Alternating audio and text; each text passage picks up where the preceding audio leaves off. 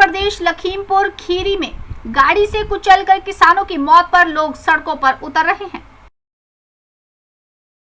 वहीं शिमला में भी युवा कांग्रेस ने कांग्रेस कार्यालय से रिज पर महात्मा गांधी की प्रतिमा तक युवा कांग्रेस कैंडल मार्च निकाला और मारे गए किसानों की आत्मा की शांति के लिए 2 मिनट का मौन रखा।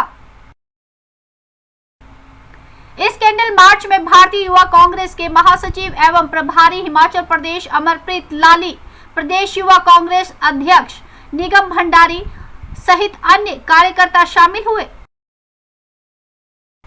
और इस तरह के निस्सहार की निंदा की। साथ ही बीजेपी पर गुंडागर्दी पर किसानों के आंदोलन के कुचलने के आरोप लगाए और केंद्रीय मंत्री सहित हरियाणा के मुख्यमंत्री को पद से हटाने की मांग की है। प्रभारी अमरप्रीत लाली ने कहा कि प्रदेश में जंगल राज चल रहा है, जहां कानून की शरेआम धज्जियां उड़ाई जा रही है। लखीमपुर में केंद्रीय राज्य मंत्री के पुत्र ने किसानों को गाड़ी से कुचलकर नरसंहार किया है।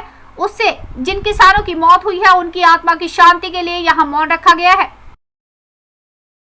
उन्होंने कहा कि किसान अपने हक के लिए आंदोलनरत है और बीजेपी सरकार पहले से ही इस आंदोलन को कुचलने की कोशिश कर रही थी और जब बात नहीं बनी तो किसानों पर गाड़ियां चलाई जा रही। इस घटना ने दुनिया भर में देश भर का सर शर्म से झुका दिया है। उन्होंने कहा कि हरियाणा के मुख्यमंत्री के बयानों का नतीजा है कि किसानों को मारा जा रहा है, ऐसे में उन्हें पद से हटाया जाना चाहिए। जो दुखांत हुआ है उसके दुख में आज यहाँ हम महात्मा गांधी जी की प्रतिमा के आगे बैठे हैं। कहने को कुछ बचा ही नहीं। जिस चीज़ का डर था इतने सालों से, जो सारे हम लोगों को बता रहे थे कि ये जो मौजूदा सरकार है इसकी मंशा इस देश को बांटने की, इस देश को तोड़ने की, धर्म जात के नाम पे लड़वाने की है, वो चीज़ें पिछले दिनों से निकल के सामने आ रही हैं। आप सभी ने देखा हरियाणा के मुख्यमंत्री का वो बयान जिसमें उन्होंने बोला कि जैसे को तैसा करो, लठ ले लो, किसानों के मारो और अगर जेल से जाके आओगे तो बड़े लीडर बनोगे। उसके बाद जिस लड़के ने ये नरसंहार किया है, जिस लड़के ने और उसके साथियों ने ये नरसंहार करा है लखीमपुर खीरी में, उसके पिताजी की वीडियो आपने देखी होगी। एक दिन पहले वो देश के अन्नदाता को, देश के किसान को धमकियां दे रहे थे कि मैं किसी का हिसाब नहीं रखता, पूरा हिसाब वापस करता हूं। और जाना जाता है भारत एक खेती प्रधान देश है। आज देश के किसानों को खलनायक बनाने की कोशिश भाजपा के द्वारा करी जा रही है। और आपने देखा होगा कितने समय से जो किसान है वो शांतिपूर्ण ढंग से अपनी मांगों को लेकर बैठा है। देश के प्रधानमंत्री उन्होंने उनकी मांगें सुनने का भी अपना वो कर्तव्य पूरा नहीं करा।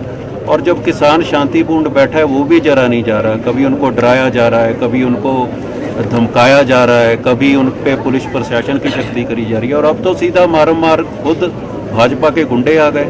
इससे बड़ा दुखांत क्या होगा कि कृषि प्रधान देश में आज किसान की ये दुर्दशा है। किसानों की मांगें मानी नहीं जा रही। आज आप देखो, आज भी देश के प्रधानमंत्री को फिक्र नहीं। इतना बड़ा जो हुआ है ये नरसंहार, उस लड़के पे तो कार्रवाई होनी चाहिए।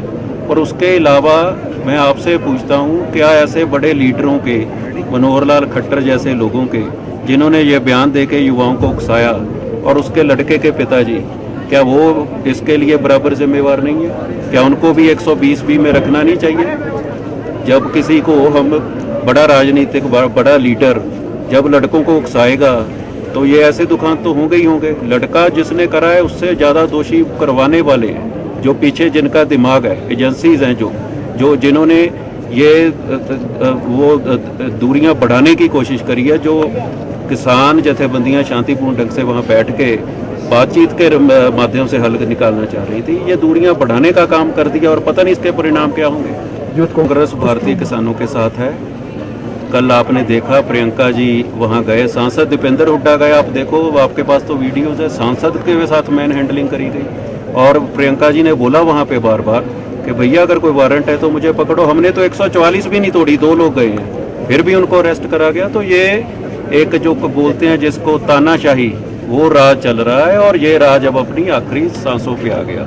ये भारत देश है, यहाँ पे अंग्रेजों को अगर भगा सकती है कांग्रेस पार्टी, जो आपने यूथ कांग्रेस का स्टैंड पूछा, हम बिल्कुल किसानों के साथ हैं और अब इनको चलता करने का वक्त आ गया।